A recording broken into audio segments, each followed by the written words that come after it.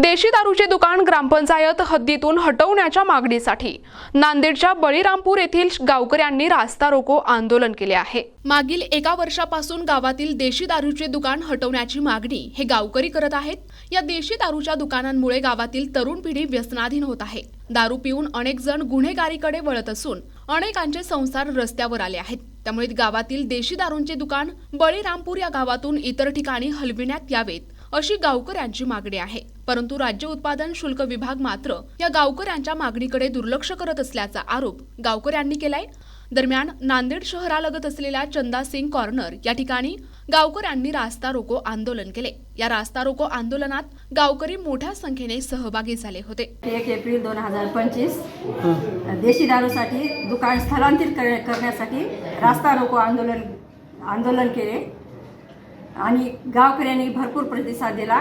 10 तारखेपर्यंत नाही झाले तर आत्मदहनाचा इशारा दिलेला आहे।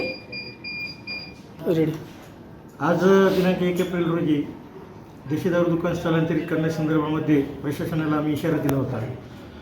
त्या संदर्भामध्ये आज रस्ता रोको आंदोलन करण्यात आले।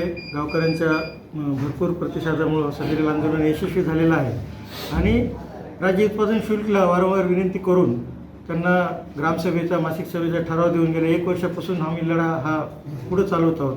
1.5 वर्ष झालं परंतु प्रशासनाच्या दप्तर दिरंगाईमुळे सदरील दुकान आजपर्यंत स्थलांतरित झालेलं नाही। त्यामुळं सनसीर मार्गाने आम्हाला हे आंदोलन आज करावं लागलेलं आहे। येणाऱ्या 10 एप्रिलपर्यंत जर ही दुकानची फाईल जर त्वरित हल्ली नाही आणि दुकान जर स्थलांतरित नाही झालं तर सरपंच रेणुका इंद्रजी पंचाळ यांनी आत्मदहनाचा इशारा दिलेला आहे।